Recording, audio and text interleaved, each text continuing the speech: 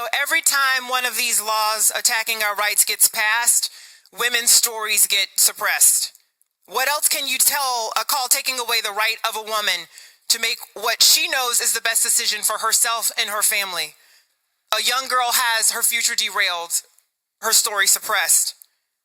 A woman tied to an abusive relationship because of an unintended pregnancy, her life fearful. She's fearful one night after the next. Her story is suppressed. We heard about Rep. Bartleman's story being suppressed. Let me tell you about another one.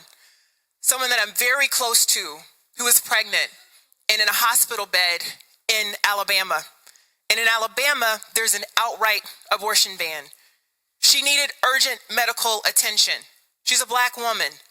But the doctors and the nurses weren't listening to her. Her temperature was high. She'd already previously lost a baby to an infection. So anytime her temperature was above normal, it was an urgent, emergent issue.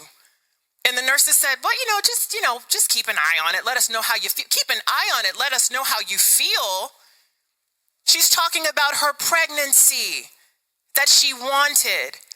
And she was feeling very sick and very ill, and they were not listening to her. And my heart went out to her. I was so afraid. What if this became a situation where her life was in danger? What would have happened to her? She could have died in that hospital bed, and I would have lost somebody so close to me that day because people were not listening to her.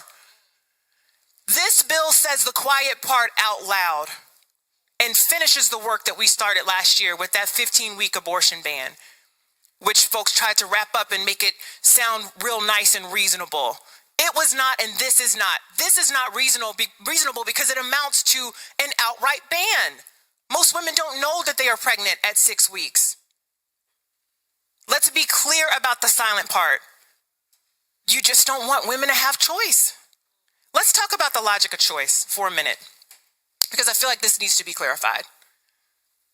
Giving people choice to make their own decisions does not infringe on anybody else's choice. Tying somebody to the way that you believe and how you would choose is not logical. You are tying them to your choice. This is a bill that restricts freedom. I want to be very clear about that. You can tell from some of the bills and initiatives that I've worked on previously that maternal health is very important to me.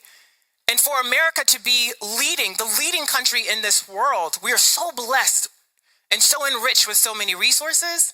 Our maternal health numbers are abysmal. We should be ashamed, frankly, that we don't do better.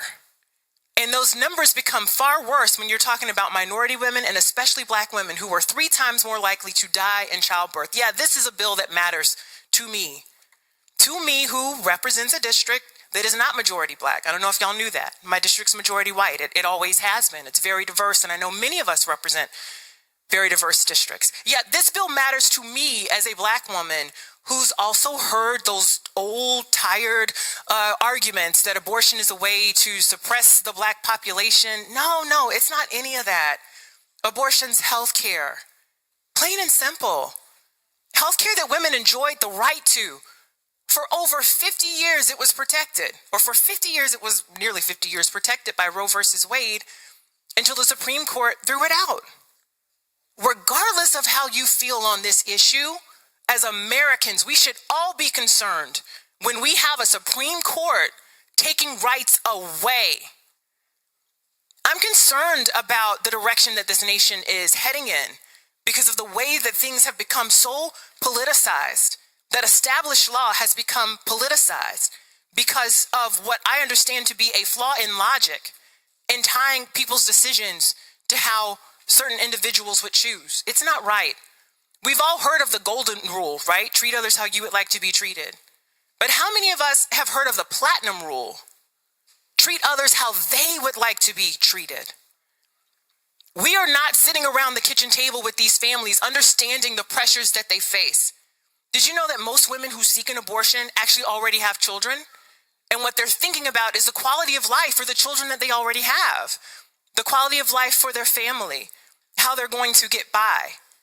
So we cannot in one breath say we want effectively an outright abortion ban because we value life, and then not fund affordable housing for over 20 years not fund adequate transportation systems, not give people good living wages, let property insurance rates get out of control, and then say, no, we're doing this because we want to protect life.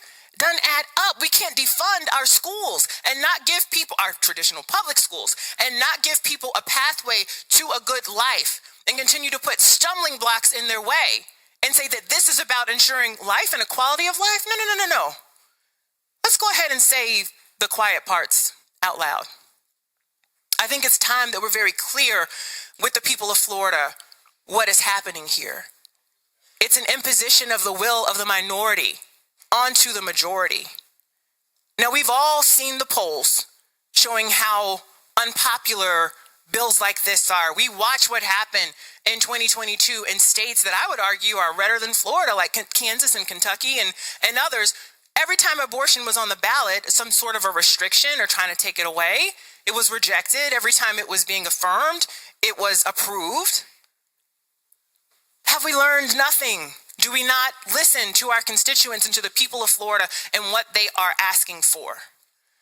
While we've been sitting here in this debate, I don't know about you guys, but my emails just keep pinging with people asking me to vote no on this. Please vote no on this. Please protect us. Please allow us to tell our stories, because how many more women will get hurt in the meantime? The meantime matters. It is a matter of life and death. And yeah, I believe life matters. Many of you know this is wrong. You know that it's too far. You know we've gone along with all these culture wars, etc., because of the political times we find ourselves living in. But when will we say that enough is enough? I'm here to tell you today that enough is enough. It is time that we listen to women, that we trust families, and allow them to make these most intimate decisions of home and heart without Tallahassee politicians looking over their shoulders. Please vote down on this bill.